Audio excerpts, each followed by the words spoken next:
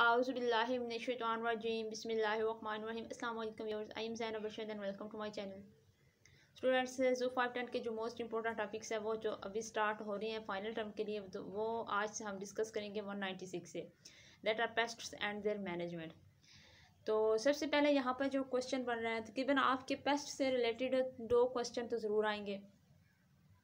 तो pest management क्या होता है, इसका शॉर्ट क्वेश्चन सबसे पहले तो आ सकता है। पेस्ट कंट्रोल को ही हम पेस्ट मैनेजमेंट कहते हैं। इसमें हम ये देखेंगे किस तरह ऑर्गेनिज्म जो है उसे हम पेस्ट बोलते हैं। ठीक है, हमें कैसे पता चलेगा कौन सा ऑर्गेनिज्म पेस्ट है और कौन सा नहीं है, क्योंकि डिफरेंट इंसेक्ट हैं, डिफरेंट जो है ऑर्गेनिजम्स हैं जो कि खेतों पर और डिफरेंट जो हमारे फील्ड्स हैं उनके ऊपर अटैक करते हैं। अब कौन सा उनमें से नुकसान पहुँचाने वाला है ना, वो अब एज ए पेस्ट होगा। जो नुकसान नहीं पहुंचाता उसको हम पेस्ट की कैटेगरी में नहीं रखेंगे। दूसरा हमारे पास यहाँ पे आएगा, पहले तो हमने पेस्ट को पहचान करनी है। दूसरा ये है कि पेस्ट कंट्रोल किस तरह करनी है, यानी इन पेस्ट के ख़िलाफ़ लड़ाई कैसे करनी है और इनको अपनी फसलों से, इनको जो है ना इनसे तबाह होने से कैसे बचाना है। नेक्स्ट, सबसे पहले तो आपको पता होना चाहिए पेस्ट क्या है, डिफाइंड पेस्ट। तो टेक्निकली जो भी ऑर्गेनिज्म है, जो कि बैक्टीरिया भी हो सकता है, फंजाई भी हो सकता है, प्लांट भी, कोई एनिमल भी हो सकता है, जिसका ह्यूमन की हेल्थ के ऊपर या इकोनॉमिक्स फूड के ऊपर या किसी भी हमारी जो फूड है, हमारे प्लांट्स हैं, उनके ऊपर जो इफ़ेक्ट होता है, ठीक है, नेगेटिव इफेक्ट होगा, बुरा असर होगा, उसे हम पेस्ट बोलेंगे। रियलिस्टिकली अगर हम देखें, any organism we don't want around us, जिससे हमें एलर्जीज है, जो हमारे लिए अनकन्वीनियंस का बायस बनता है, कन्वीनियंस नहीं रहती, वो ऑर्गेनिज्म जो हम इर्द गिर्द भी बर्दाश्त नहीं करना चाहते, वही पेस्ट है। तो पेस्ट का जो डिटर्मिनेंटल टू हेल्थ है, यानी कि ये इंसान के जो है ना इसके लिए नुकसानदेह है। तो ये इसका और नुकसानात क्या हैं, ये डिस्ट्रॉय करते हैं क्रॉप्स को और क्रॉप्स के स्ट्रक्चर को तबाह कर देते हैं, और poses threat to human health को और लाइफ स्टॉक को, ठीक है, जानवरों को, लाइफ स्टॉक को ओवरऑल थ्रेट्स पहुँचाता है और इंसानी सेहत को भी नुकसान पहुँचाता है।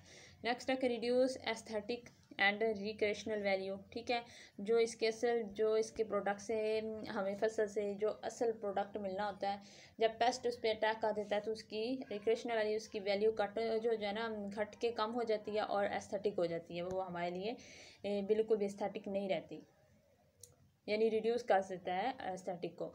नेक्स्ट है पेस्ट के अंदर क्या है, पेस्ट हम किन को बोलते हैं, इनके अंदर इंसेक्ट भी आ जाते हैं, कुछ माइट्स भी आ सकते हैं, कुछ प्लांट के पैथोजेंस हैं, कुछ वीड्स हैं। प्लांट पैथोजेंस जो प्लांट के ऊपर हमला करते हैं, उनके अंदर बीमारी काज करते हैं। वीड्स जड़ी बूटियाँ, मोलस्कस हैं, ठीक है, फिश हैं, बर्ड्स हैं और मैमल्स। इनमें आप कह रहे कि इनवर्टिब्रेट्स भी शामिल हैं, वर्टिब्रेट्स भी शामिल हैं। नेक्स्ट फिर वही डिफाइन कर रहे हैं कि पेस्ट क्या होता है। ये कोई भी ऑर्गेनिज्म होता है जो कि अनवांटेड बाय ह्यूमंस होता है। पेस्ट जो होता है वो अनवांटेड क्यों होता है, क्योंकि due to their destructive nature. ये आपका एमसीक्यू जा सकता है, वाई पेस्ट से may be unwanted due to their dash nature. तो आपने कहना है डिस्ट्रक्टिव नेचर, ये जिधर भी जाता है जिस चीज़ के ऊपर अटैक करता है उसे तबाह करता है, उसे नुकसान आ देता है। इसके हवाले से हमारे हेल्थ के इशू होते हैं, हेल्थ कंसर्न्स है दे पोज, यानी ये हेल्थ के नुकसान पहुंचाता है, और बिकॉज दे प्लान एनवायनिंग, ठीक है। तो ये इनकी जो ओवरऑल एक्टिविटी है वो हमारे लिए नुकसानदेह, परेशानी का बायस बनती है। इंसेक्ट जो है are not only the kind of pest, जो कि हमारे पास इंसेक्ट की अगर हम बात करें, इंसेक्ट भी हमारे पास एज ए पेस्ट के तौर पे काम आते हैं। इसके अलावा हमारे पास होते हैं माइट्स, ठीक है, माइट्स हैं जो कि प्लांट पैथोजेंस हैं, कुछ और वीड्स हैं, मोलस्कस हैं, फिश, बर्ड्स और कुछ मैमल्स भी हमारे पास पेस्ट के तौर पर काम करेंगे। दे कान बी फाउंड, ये हमें इनकी लोकेशन किधर किधर होती है, ये पानी, बहते पानी के पास मौजूद होते हैं ये इंसेक्ट वगैरह, और सब ये जो हम जिसको पेस्ट में जिन जानवरों को पेस्ट की कैटेगरी में रख रहे हैं उनकी जगह बता रहे हैं। एग्रीकल्चर पे होते हैं, लैंडस्केप्स पर होते हैं, रोड साइड्स के ऊपर मौजूद होते हैं, नेचुरल एरियाज जो होते हैं उधर मौजूद होते हैं, जिस तरह नेचुरल कोई भी जंगल है या इकोसिस्टम है, कोई भी स्टोर्ड फूड के पास होता है, स्कूल्स है, हॉस्पिटल्स और इवन स्विमिंग पूल्स के अंदर भी ये मौजूद होते हैं। तो ये था हमारे पास। नेक्स्ट हमारे पास अगर हम इन पेस्ट की हिस्ट्री देखें कि इन पेस्ट की वजह से हिस्ट्री में कितनी कितनी बड़े हादसा हुए हैं, कितनी ज़्यादा मुश्किलात देखी गई हैं, तो वो हमें सबसे बड़ी जो हिस्ट्री की मुश्किल आती है ना, वो है बिबोनिक प्लेग्यू, ठीक है। ब्यूबोनिक प्लेग एक ऐसी ये बीमारी है, एक ऐसा हमला हुआ था हिस्ट्री में जिसने ओवरऑल बहुत ज़्यादा लोगों की यानी डेथ काज की थी। अगर हम इसकी हिस्ट्री देखें तो हमारे पास 14 सेंचुरी, ये यूरोप की बात है, मिस्ट्रियस कोरेज किल्स, यानी कि उस वक्त जब ये जिस तरह बिल्कुल अभी कोरोना वायरस अटैक कर रहा है लोगों के ऊपर, ठीक है, और इस शुरू में नहीं पता चल रहा था ये क्या चीज़ है क्या नहीं है, और मिलियंस लोग जो हैं उनकी डेथ हो गई है। डेथ होने के बाद हमें पता चला कि ये कोरोना वायरस का ओरिजिन कहाँ से है, ये कैसे आया और इंसानों में कैसे ट्रांसफ़र हुआ, और अब हमने इसकी मेडिसिन बनाई है। सेम इसी तरह ब्यूबोनिक प्लेग भी जो है ना, ठीक है, ये एक बैक्टीरिया से काज होने वाली बीमारी है, ठीक है। उस बैक्टीरिया में बेसिकली ये इंसानों पे कैसे आई थी, कुछ फ्लाइज थी जिनकी वजह से ये इंसानों पर अटैक इन्होंने किया। तो आगे हम इनकी पूरी हिस्ट्री करते हैं। सेंचुरी लेटर फाउंड, शुरू को तो पता नहीं चला कि ये किस चीज़ का अटैक है, क्या है, और मिलियंस लोग मारे गए। सेंचुरीज लेटर, ठीक है, सदियों बाद ये पता चला कि जो रैट फ्लीज हैं becomes infected with disease causing bacteria. वो वाली फ्लीज, ठीक है, वो वाली मक्खियाँ जो कि रैट के ऊपर रहती थी, यानी फ्लीज जो थी वो पैरासाइट थी रैट की, ठीक है, उनके अंदर जो है ना बैक्टीरिया ने हमला किया उन फ्लीज के ऊपर, ठीक है, और वो फ्लीज बीमार होंगी, उनके अंदर ये बैक्टीरिया जो था इसने काज की बीमारी। फिर फ्लीज ने जाके रैट पे भी हमला किया, और यही फ्लीज जो थी ना ये आके इंसानों के ऊपर भी बैठ जाती थी, उनकी स्किन के ऊपर भी, और वार्म ब्लडेड होस्ट थे वुमेन्स उनके, जिसकी वजह से ये क्या हुआ, फ्लीज ने वो बैक्टीरिया इंसानों को काट के उनको भी इससे इन्फेक्ट कर लिया। तो ये इस क्वेश्चन आपका 10 नंबर का या 5 नंबर का मस्ट आएगा, इसको आपने अच्छे से प्रिपेयर कर लेना है, बार बार की समझ को लें इसको, अगर समझ नहीं आ रही तब भी। Plague is currently manage monitoring for plague and reducing the number of rodents host for flies. जब फ्लाइज के अंदर इस बैक्टीरिया ने हमला किया तो फ्लाइज की वजह से जो फ्लाइज के थे होस्ट जो कि रैट जो थे रोडेंट थे वो ख़त्म होना शुरू हो गए, क्योंकि फ्लाइज़ की वजह से उनमें बीमारी ट्रांसफ़र होगी और वो ख़त्म हो गई। जब उनकी तादाद कम हुई तो फ्लाइज़ ने इंसानों के ऊपर अटैक करना शुरू किया, यानी वो इंसानों को एज ए होस्ट समझने लग गए। तो ड्यूरिंग ये दोबारा उन्होंने बताया कि millions of people died at the at time, it was not understood why. उस वक्त समझ नहीं आई कि क्यों है, सदियों बाद ये पता चला। प्लेग्यू क्या था, एक बैक्टीरियल डिजीज़ थी जो कि फ्लीज के वजह से फैली, ठीक है, found in the rodent population. जो रोडेंट थी उनके अंदर उनकी जिस्म में उनकी स्किन पे फ्लीज रहती थी, फ्लीज ने रोडेंट को पहले बीमार किया, फिर जो फ्लीज के अंदर सबसे पहले बैक्टीरिया डिजीज़ लगी, वो बैक्टीरियल डिजीज़ रोडेंट्स में भी ट्रांसफ़र हुई, और जब रोडेंट्स की पॉपुलेशन फ्लीज के बैक्टीरियल अटैक की वजह से कम होगी तो इन फ्लीज ने इंसानों के ऊपर भी अटैक करना शुरू कर दिया। बिसाइड बाइटिंग रैट्स, ठीक है, रैट्स को चूहों को ये बाइट करने के अलावा इन्फेक्टेड जो फ्लीज थी जो कि बैक्टीरियल डिजीज़ का शिकार थी, इन्होंने इंसानों को भी काटा और मैमल्स को भी। ब्यूबोनिक प्लेग था still present in some rodents population today. ये अभी भी चूहों में जो है एक फैलने वाली बीमारी है फ्लीज के ज़रिए, जो फ्लीज जो है ये इनके ज़रिए ही ये चूहों में फैली और इंसानों में, but with an rodent management and plague monitoring only few people है। ये आजकल इतनी ज़्यादा इसकी पहचान हुई है, इसके खिलाफ इतने ज़्यादा इकदाम उठाए गए हैं कि आज ज़्यादा लोग इसके इफेक्टेड नहीं होते। अब हमने ये पेस्ट की हिस्ट्री पढ़ी है कि पेस्ट ने किस तरह हिस्ट्री में इन्फेक्शन काज किया था। जो बैक्टीरिया है वो यहाँ पे एज ए पेस्ट काम कर रहा है, जिसने पहले फ्लीज के ऊपर अटैक किया, रोडेंट्स पे, फिर इतने मिलियंस ऑफ वुमेन्स को कोरोना वायरस की तरह अटैक करके बैक्टीरिया ने मार दिया, वो बैक्टीरिया था। अब हमारे पास एक आता है पोटैटो फैमिन, ठीक है, जो ये हमारे पास आलू का कहत था, ये एक जो कंट्री है ना, ठीक है, पोटैटो फैमिन जो था ये एक कंट्री है अफ्रीका का, वहाँ पर पोटैटो उनकी मेजर खुराक है, यानी उनका जो ज़िंदगी का दारोमदार था वो पोटैटो के ऊपर ही था। तो लेट ब्लाइट एक फंगल डिजीज़ थी, ठीक है, जो कि उन आलुओं पर उसने फंगस ने अटैक किया आलुओं पर, ठीक है, आलुओं की फसल पाया, पॉपुलेशन पाया, और इतना ज़्यादा अटैक किया कि वो पूरी की पूरी उनकी जो कंट्री था उसके अंदर वो पोटैटो जो थे वो उस फंगल डिजीज़ का शिकार हो गए, ठीक है, जिसे वाटर मोल्ड भी आप लोग पढ़ते हैं, वो माइसीड से ज़रिए होती है ये बीमारी। तो वाटर मोल्ड्स ने उस यानी फंगस ने, ठीक है, एनिमल लाइक ये पैरासाइट्स हैं, इन्होंने उस फंगस जो है ये फंगस जो है इन्होंने इस पोटैटो जो पॉपुलेशन थी वहाँ की उस कंट्री की उसके ऊपर अटैक किया, और ये बीमारी इतनी फैली तो वहाँ पोटैटोज़ में कि वहाँ पर खुराक का भी कहत हो गया, वहाँ के लोग भूख से भी मरने लग गए। तो ये आयरलैंड पोटैटोज क्रॉप से स्टार्व्ड, यानी स्टार्व्ड का मतलब है बहुत ज़्यादा लोग जो थे वो भूखे मार गए। ओवर ए मिलियन माइग्रेटेड, और कहत की वजह से, आलमों के कहत की वजह से लोगों ने अपने मुल्क में से निकल कर किसी दूसरे मुल्क में जाने का फैसला किया, उन्होंने हिजरत कर ली, माइग्रेट हो गए। तो लेट ब्लाइट, इस बीमारी का नाम है लेट ब्लाइट कह लें, या फिर आप जो है इसको वाटर मोल्ड भी कह सकते हैं। Is major problem but is manage by, आज से हमने इसको मैनेज किया हुआ है, हमने इसके रेजिस्टेंट कल्टीवेशन कर लिए हैं, ठीक है, यानी हमने वो वाले आलूस की जो हैं टाइप्स उगाई हैं जो कि इन पेस्ट के खिलाफ लड़ सकते हैं। प्रॉपर सैनिटेशन, यानी सफाई का ख्याल रखा है, पानी का ख्याल रखा है, गंदगी वाला माहौल और पानी नहीं दिया। फंजीसाइड्स एप्लीकेशन, यानी जिस फंगस ने ये बीमारी काज करती है, फंगस के खिलाफ हम काम भी करते हैं। ये plant disease has been imported in our history, ठीक है। लाइट ब्लाइट जो पोटैटो का था, ये एक फंगल डिजीज़ थी जो कि रिस्पॉन्सिबल थी great famine in Ireland during the 19th century. ये 19वीं सदी में आयरलैंड के अंदर पूरे आलमों को बीमारी काज करके उसके कैद का सबब बनी। बहुत ज़्यादा जो आयरलैंड के आयरिश पीपल थे वो कैद से मर गए और मिलियन से ज़्यादा माइग्रेट करके यूएसए चले गए, ठीक है। The late blight fungus continues to be a major problems of potatoes around the world. ये सिर्फ पोटैटोज़ के ऊपर हमला नहीं करती, ये टमाटोज़ के ऊपर भी हमला करती है, लेकिन ये पूरी दुनिया में सबसे बड़ी बीमारी है पोटैटोज़ की।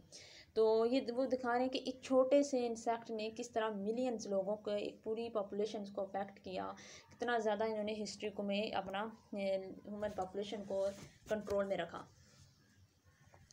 नेक्स्ट आ जाता है कि इस अगर हिस्ट्री लेसन से हम लेसन लें तो हमें पता चलेगा कि पेस्ट कंट्रोल बहुत ज़्यादा इंपॉर्टेंट है, ठीक है। प्रिमिटिव जो थे पेस्ट कंट्रोल मेथड कौन से थे, यानी हिस्ट्री में पेस्ट को मारने के लिए, इनसे बचने के लिए कौन से मेथड अप्लाई जाते थे।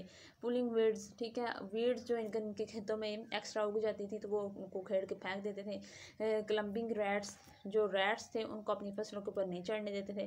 प्लकिंग इंसेक्ट फ्रॉम फोलेज, जो वो फोलेज बनाते थे उसके अंदर से वो इंसेक्ट को निकाल के बाहर फेंकते थे, साफ़ रखते थे, तो इससे ये बीमारी नहीं होती थी। इसके अलावा वो क्या करते थे, सल्फर बर्निंग फॉर्माइट्स इंसेक्ट, ये 2500 BC से क्या वाक़या है कि वो सल्फ़र को बर्न करते थे ताकि माइट्स और इंसेक्ट करीब ना आए। लेड आर्सेनेट इन ऑर्चिड्स के अंदर जो लेड आर्सेनेट है ना, इसको भी जलाते थे। 1892 का ये हिस्ट्री है कि इस दौर में ये होता था। ये अपने MCQs के लिए याद रखना है। लाइम और कॉपर सल्फेट वो थे, ये बोरैक्स मैसेंजर है, ठीक है। लाइम और कॉपर जो है ये मिलके बोरैक्स भी बनाते हैं। अर्ली पेस्टिसाइड, ये सारे केमिकल्स के नाम लिखे हुए हैं कि किस तरह इनको ये बाद में यूज़ करते थे। अर्ली पेस्टिसाइड्स, प्लांट एक्सट्रैक्ट और इनऑर्गेनिक्स, यानी शुरू में की जो हमने पेस्ट के ख़िलाफ़ दवाइयाँ बनाई हैं ना, केमिकल्स बनाए हैं, वो हमने प्लांट से निकाले हुए हैं, प्लांट्स के एक्सट्रैक्ट हैं या फिर कोई इनऑर्गेनिक जो मटेरियल है उसका हमने बना के एज ए पेस्टिसाइड्स को यूज़ किया है। पेस्टिसाइड्स वो होते हैं जो पेस्ट को मारने के लिए केमिकल्स यूज़ किए जाते हैं।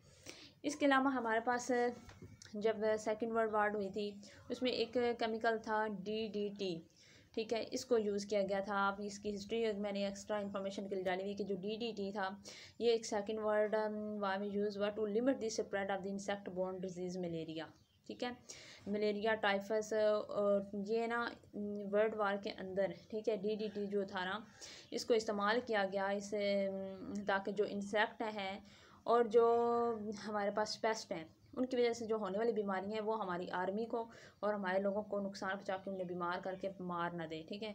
तो ये जो जंग थी उसके दौरान भी फ़ौजियों को और दस्तों को उनकी हिफाजत करना बहुत ज़रूरी थी। लेकिन उस वक्त ये मलेरिया एक बहुत बड़ी बीमारी है, आपको पता है, जो के में होती है, ठीक है। इसी तरह पेस्ट से ही और टाइफस, इनसे बचने के लिए उन्होंने DDT का यूज़ किया। DDT जो है ये क्या है ये भी हम आगे पढ़ते हैं, मैं आपको आगे बताऊंगी। DDT एक केमिकल किसका एब्रीविएशन है। Our ancestral controlled pest usually using brute force and manual labour, यानी वो क्या कह रहे हैं कि हमारे एंसेस्टर ने बहुत ब्यूरेट फोर्स का मतलब उन्होंने बहुत ज़्यादा मेहनत की, सख्तियाँ बर्दाश्त की, और मैनुअल लेबर यानी डेली की रूटीन पर रोज़ की उतनी मेहनत करते थे ताकि हमारा जो पेस्ट है ना वो इधर हमारी फसलों पर अटैक ना करे या इंसानों पर अटैक करके इससे ना मारे। 1000 of years ago chemicals that affected paste were discovered, यानी जो केमिकल्स आज हम यूज़ कर रहे हैं पेस्ट को मारने के लिए वो 1000 years ago भी जो है यूज़ होते रहे हैं। वो उनको एज ए ट्रायल के लिए यूज़ करते थे, इस्तेमाल भी करते थे। जब सल्फ़र बर्न होती है तो इसका इफेक्ट इंसान जो इंसेक्ट है उनके माइट्स के ऊपर भी होता है। बाद में बहुत ज़्यादा इनऑर्गेनिक मटेरियल जिस तरह के लेड है, एसिनेट है, इसको भी यूज़ किया गया अब एज ए पेस्टिसाइड, ये हमने पढ़ लिया है। नेक्स्ट है कि इंसेक्टिसाइड वर्ल्ड वार 2 में भी हमने ये यूज़ किया, DDT वाज हेलाइड, ठीक है, as insecticide to solve all the insect problem. इसने बहुत ज़्यादा फिर DDT केमिकल ने हेल्प की इंसेक्ट को मारने में। Countless other synthetic pesticide for produce, उसके बाद DDT के ज़रिए बहुत ज़्यादा सिंथेटिक पेस्टिसाइड जो थे पेस्ट को मारने वाले प्रोड्यूस किए गए। उनकी जो कॉस्ट थी यानी कीमत थी वो बहुत लो थी और वो हर जगह primary means of pest control समझा जाता था, जो कि सबसे ज़्यादा पेस्ट को कंट्रोल करता था। सबसे अब हमने 198 में पढ़ना है कि कंसर्न विद पेस्टिसाइड्स। पेस्टिसाइड्स के साथ क्या क्या जो है हमें कंसर्न रखना चाहिए, यानी पेस्टिसाइड्स की नेचर कैसी होनी चाहिए कि किस तरह वो काम करे, उसको बनाते हुए हमें कौन सी हदायत को मद्देनज़र रखना चाहिए। डिपेंडेंस होती है, जिस तरह का पेस्टिसाइड हमने बनाना है ना जिस पेस्ट के ख़िलाफ़, ठीक है। अब डिफरेंट इंसेक्ट है, हर इंसेक्ट जो होगा वो डिफरेंट पेस्टिसाइड से मरेगा। तो जो पेस्टिसाइड होगा हमने ये देखना है कि वो जिस इंसेक्ट के लिए हम बना रहे हैं क्या इसके अंदर इतनी सलाहियत होगी कि ये उस इंसेक्ट को मार सके और इंसेक्ट इसके ख़िलाफ़ कोई रेजिस्टेंस पैदा ना करे। तो जो पेस्टिसाइड है उसको पेस्ट रेजिस्टेंस के ख़िलाफ़ काम करने वाला होना चाहिए। नेक्स्ट शॉर्ट क्वेश्चन है, डिफरेंस बिटवीन बायो एक्यूमुलेशन और बायो मैग्निफिकेशन। इन दोनों में से या तो ये डिफरेंस का क्वेश्चन आएगा या डिफाइन आएगा बायो एक्यूमुलेशन या डिफाइन आएगा बायो मैग्निफिकेशन। तो ये भी आपने याद रखनी है, अच्छे से इनका आपने कंसेप्ट बना लेना है। बायो एक्यूमुलेशन और बायो मैग्निफिकेशन क्या होता है इसकी भी हम डेफिनेशन दे रहे थे। When a chemical accumulates in animal fat, ठीक है, इसे हम बोलते हैं बायो एक्यूमुलेशन। यानी कोई हमने केमिकल यूज़ किया है, ठीक है, एनिमल्स के लिए, एनिमल्स को दिया है, तो उसने एनिमल्स के जिस्म में जाके वो उसकी एनिमल की जो फैट है लिपिड्स हैं उनके अंदर स्टोर हो गया, तो वो एक्यूमुलेट हो जाएगा, स्टोर हो गया, इसे बोलेंगे बायो एक्यूमुलेशन। नेक्स्ट है biomagnification, when an organism accumulates residues at higher concentration than organism में बी दे कंज्यूम्स। वो क्या करते हैं कि जब कोई ऑर्गेनिज्म किसी एक चीज़ को, ठीक है, जो इसके जिस्म में स्टोर होती जा रही थी वो रेजिड्यूज़ को उसने वो रेजिड्यूज़ उसके जिस्म में हायर कंसनट्रेशन तक जमा हो गया है, उतनी जमा हो गई कि जितनी ऑर्गेनिज्म को रिक्वायरमेंट नहीं है। यानी अगर ऑर्गेनिज्म को ग्लूकोज 5 kg चाहिए था, ठीक है, और उसके जिस्म में जो ग्लूकोज है वो 30 kg स्टोर हो गया है, ठीक है, तो वो उसकी ज़रूरत से ज़्यादा हो गया, तो वो बायो मैग्निफिकेशन हो गई है, ठीक है, उसे उसकी ज़रूरत नहीं है। ड्यूरिंग द 1970 क्या हुआ था, it become obvious that relying completely on pesticide for pest management could have some negative effects. 1970 में पता चला कि सिर्फ हम पेस्टिसाइड्स यानी केमिकल्स जो हैं जो पेस्ट के ख़िलाफ़ यूज़ होते हैं पेस्ट को मारने के लिए, उनके ऊपर रह कर हम पेस्ट का मुकाबला नहीं कर सकते। हमें कुछ और भी इसके साथ होना चाहिए, कोई चीज़ जिससे हमें पता चले। तो उसकी क्योंकि जो भी हम केमिकल्स बनाते थे पेस्टिसाइड के तौर पे पेस्ट को मारने के लिए, उसके खिलाफ जो है ना पेस्ट अपनी रेजिस्टेंस पैदा कर लेते थे। यानी वो एक दफ़ा पेस्टिसाइड यूज़ करने से पेस्ट मरते थे, दूसरी दफ़ा मरते थे, तीसरी मरतबा वही पेस्ट उससे पेस्टिसाइड्स के खिलाफ अपने अंदर एक गैस ताकत पैदा कर लेते थे जिससे वो नहीं मरते थे दोबारा। तो इसके लिए क्या किया, the pest has developed resistant to the chemical since the 1970 pest resistance have surfaced in weed species. जो पेस्ट रेजिस्टेंट थी, ठीक है, वो वीड्स ने भी उसके पैदा कर ली और डिफरेंट प्लांट पैथोजन जिस तरह बैक्टीरिया और फंगस हैं इन्होंने भी पेस्टिसाइड्स के खिलाफ पैदा कर ली। अब उन्होंने सोचा कि अब ये पेस्टिसाइड तो इस पर काम नहीं कर रहे, असर नहीं कर रहे, अब क्या करें हम लोग। तो एक राइटर है रिचल कॉर्सन ने, ठीक है, उसने अपनी बुक में बताया है कि DDT को किस तरह हमने हाइड्रोकार्बन क्लोरिनेटेड हाइड्रोकार्बन के तौर पर इंसेक्टिसाइड के तौर पर यूज़ किया था और किस तरह ये रेजिस्टेंट रहा है, उनके खिलाफ काम करता रहा है। तो उसके जो DDT थे और इस तरह के दूसरे केमिकल जो कि हमने पेस्ट को मारने के लिए यूज़ किए थे, वो जब हमने जिन हम पेस्ट के ऊपर यूज़ करते थे, जिस तरह इंसेक्ट है, फिश है, बर्ड्स है, रोडेंट्स, इन पेस्ट के ऊपर जब हम ये DDT यूज़ करते थे तो बाद में पता चला कि इन इंसेक्ट में, फिशेस, बर्ड्स में, यानी इन पेस्ट के जिस्म के अंदर भी DDT फैट सेल्स के अंदर स्टोर रहा है, ठीक है। अगर बायो कम्बिनेशन की डेफिनेशन आ जाए तो अपनी डेफिनेशन के साथ ये एग्जांपल भी लिखनी है कि DDT जो था वो मुख्तलिफ जो पेस्ट है उनकी फैट सेल में स्टोर रहा है, इसे हम बायो कम्बिनेशन कहते हैं। जो कुछ ऑर्गेनिज्म ऐसे थे जो कम्युलेट करते थे केमिकल्स रिड्यूस बहुत ज़्यादा हायर कंसनट्रेशन में, लेकिन वो एक हद से ज़्यादा अगर कंसनट्रेशन में अपने जिस्म में स्टोर कर लेते हैं तो वो उनके फूड के और हर चीज़ के हर ऑर्गन में मौजूद पाई जाती हैं। तो इसे बायोमैग्निफिकेशन कहते हैं। इसकी एग्जांपल है invertebrates with pesticides in their tissues are eaten by fish which are then eaten by birds. वो क्या कह रहे हैं कि जो इनवर्टिब्रेट्स हैं, ठीक है, उनके ऊपर हम क्या करते हैं, पेस्टिसाइड्स का जो है स्प्रे करते हैं। इनवर्टिब्रेट्स क्या है, पेस्ट है हमारे पास, जो हमने पढ़े हैं मोलस्कस वगैरह, ये पेस्ट के तौर पर काम करते हैं। जब इनको मारने के लिए हम पेस्टिसाइड यूज़ करते हैं तो पेस्टिसाइड इनके जिस्म में कहीं स्टोर हो जाता है। फिर जब इनवर्टिब्रेट्स को कोई और ऑर्गेनिज्म खाता है, जैसे फ़िश खाती है, तो वो इन ऑर्गेनिज्म से पेस्टिसाइड गुजरता हुआ वो फ़िश के अंदर भी चला जाता है या बर्ड्स के अंदर भी चला जाता है, ठीक है। तो अगर वो फ़िश इंसान खा ले तो वो फ़िश के अंदर जो बायो कम्युलेट हुआ है पेस्टिसाइड, वो इंसान के अंदर भी ट्रांसफ़र हो सकता है। तो इस तरह ये इसको बोलते हैं biomagnification. The birds at the top of the food chain accumulate the highest concentration of pesticide residue. फिर जो भी टॉप होता है पूरी खुराक में, पूरे जो फूड चेन के ऊपर टॉप में ऑर्गेनिज्म है, उसके जिस्म में जिस चीज़ की कंसनट्रेशन ज़्यादा होगी तो फिर उस बर्ड को जो जो ऑर्गेनिज्म खाता जाएगा उसके जिस्म में भी उस पेस्टिसाइड की जो कि उसके जिस्म के अंदर केमिकली स्टोर है, वो नेक्स्ट भी जो जो उस ऑर्गेनिज्म को खाएगा उसके अंदर भी स्टोर होता जाएगा। नेक्स्ट हमारे पास आ जाता है right A note on pest management. Pest management क्या है, ठीक है, इसके ऊपर हम कैसे करेंगे। फर्स्ट स्टेप क्या है, always identify the paste before taking any action. हमने ये नहीं है कि पेस्ट कोई भी है तो उसके ऊपर कोई भी इंसेक्टिसाइड हमने गिरा के उसे मार देना है, नहीं। पहले हमने देखना है कि पेस्ट कौन सा है, ठीक है, उसे आइडेंटिफाई करना है कि ये किस तरह की हमारे पास बीमारी काज कर रहा है और किस तरह के ये इंसेक्टिसाइड से मरेगा जो इसके ऊपर एफर्ट करे। उसके बाद है become familiar with its life cycle and habits. हमें ये भी देखना है कि ये पेस्ट कब जो है रीजनरेट नेक्स्ट जनरेशन बनाता है और लाइफ साइकिल इसका क्या है, कितने अरसे तक ये मरता है और नेक्स्ट जो होगा अपने एग्स देता है और नेक्स्ट साइकिल इसका स्टार्ट होता है और इसकी रहने की जगह किधर है, ठीक है, किस चीज़ में ये ज़्यादा जो है नशोनुमा पाता है, किस माहौल में, ये देखना है। Use the information to design a pest management. फिर ये सारी इन्फॉर्मेशन हासिल करने के बाद हम एक पूरा चार्ट बनाएंगे जिसमें हम लिखेंगे कि इस इंसेक्ट के लिए ये जगह मौजू है, ये खाना मौजू है, ये इसकी एग्स बनने के ड्यूरेशन है और ये इसकी न्यू जनरेशन पैदा करने का ड्यूरेशन है। उसके बाद वो डिसाइड करेंगे कि इसके लिए कौन सा इंसेक्टिसाइड या पेस्टिसाइड हमें यूज़ करना है। मिस आइडेंटिफिकेशन जगह हो जाए, ठीक है, हमें पेस्ट हम कोई और हो और इंसेक्टिसाइड या पेस्टिसाइड कोई और यूज़ कर दें तो हो सकता है पेस्ट उसकी वजह से ख़त्म ना हो और हमारे लिए नुकसान हो। नेक्स्ट यहाँ पर जो क्वेश्चन बना हुआ है फिलॉसफर्स ऑफ पेस्ट कंट्रोल, ठीक है, तो यहाँ पर मुख्तलिफ टेक्नोलॉजी के ज़रिए हम पेस्ट कंट्रोल करते हैं। तो फिलासफीज इसके मतलब क्या है, कौन कौन सी टेक्नोलॉजीज़ यूज़ होती हैं, कौन से मेथड यूज़ होते हैं, वो हम पढ़ेंगे।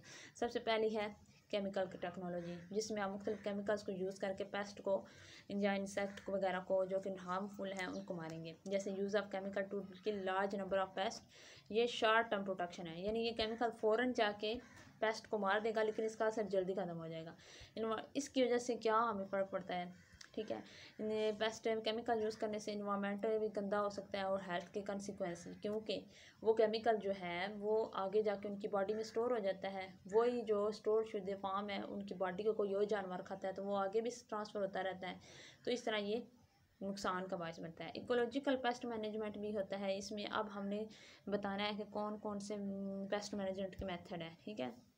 इकोलॉजिकली पेस्ट मैनेज जिसमें नेचुरल जो कुछ फैक्टर्स हैं जो कि ऑटोमेटिकली पेस्ट को फैलने से रोकते हैं। Control based life paste life cycle and ecology, एक वो तरीके होते हैं जिससे हम पेस्ट के लाइफ साइकिल से देख के उसे कंट्रोल करते हैं, उसे बढ़ने नहीं देते हैं, उसके लाइफ साइकिल को डिस्टर्ब कर देते हैं ताकि वो नेक्स्ट जनरेशन पैदा ना कर सके। कंट्रोल एजेंट भी हम यूज़ कर सकते हैं जो केमिकल भी हो सकते हैं, फिजिकली भी हो सकते हैं, ठीक है। इस पर कोई हर पेस्ट का एक स्पेसिफिक जो है ऐसी चीज़ होगी जिससे वो मर जाएगा, तो हर पेस्ट को हमने मुख्तलिफ तरीक़ों से चीज़ें यूज़ करके मारना है, ठीक है। नेक्स्ट हमारे पास आ जाता है कि मेजर पेस्ट कैटेगरीज, ये मैं इंशाल्लाह आपको नेक्स्ट जो है लेक्चर में दूंगी। आज की वीडियो को इतना ही, मुझे दीजिए इजाज़त, अल्लाह हाफिज़।